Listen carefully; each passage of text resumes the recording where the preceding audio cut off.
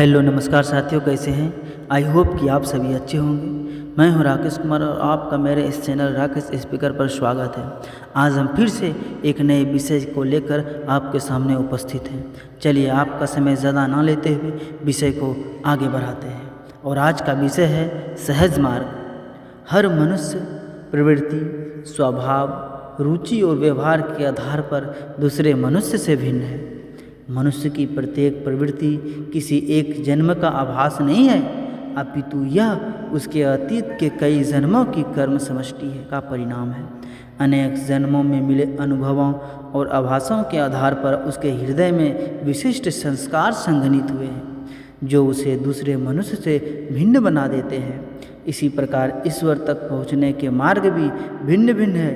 कोई ज्ञान मार्गी है तो किसी को भक्ति में रसना सहज लगता है, कोई राजयोग में डूबा रहता है तो कोई मार्ग कर्म में भरोसा रखता है।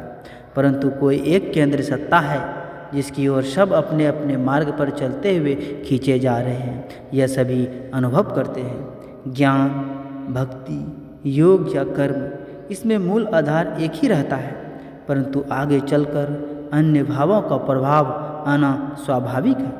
भक्ति में लीन मनुष्य के लिए ध्यान साधना के द्वार स्वयं ही खुलने लगते हैं। जैसे जैसे ज्ञान प्राप्त हो जाता है, अपनी तुच्छता स्पष्ट दिखने लगती है। परम शक्ति की सत्ता की भक्ति में शीश स्वयं झुक जाता है। कर्म तो सभी भावों के साथ जुड़ रही है।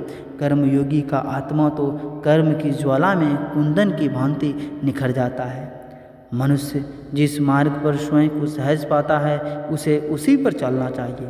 अपनी प्रवृत्ति को पलटने का प्रयास नहीं करना चाहिए। एक कर्मयोगी भी अपने तरीके से ईश्वर को उतना ही पा सकता है जितना कि राजयोगी। न तो ज्ञान मार्गी श्रेष्ठ है, न ही ईश्वर में लीन रहने वाला भक्त। जब सभी मार्ग एक ही गंतव्य पर जाकर खुलते हैं तो भला कोई एक मार्ग श्रेष्ठ कैसे हो सकता है। रविंद्रनाथ टैगोर ने कहा है कि मंदिर की गंभीर उदासी से बाहर भागकर बच्चे धूल में बैठते हैं। भगवान उन्हें खेलता देखते और पुजारी को भूल जाते हैं।